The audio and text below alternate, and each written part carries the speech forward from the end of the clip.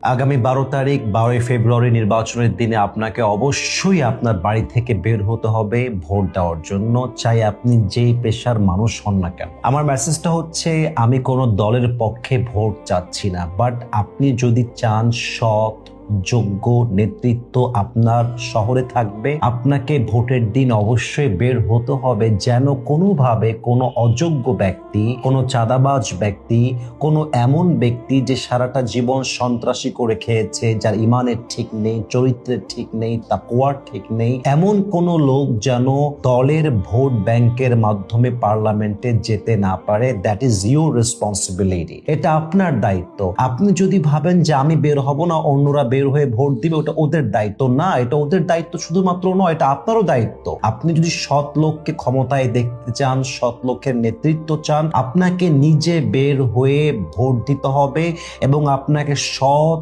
ইনসাফ এবং যোগ্য নেতৃত্ব নির্বাচন করতে বাড়ি থেকে বের হতেই হবে। এই জন্য সবার কাছে আমার মেসেজ, অবশ্যই 12 ফেব্রুয়ারি নির্বাচনের দিনে সবাই সকলের সমস্ত পেশা ভুলে গিয়ে, ব্যক্তিত্ব ভুলে গিয়ে, স্ট্যাটাস ভুলে গিয়ে ভোট কেন্দ্রে আসুন।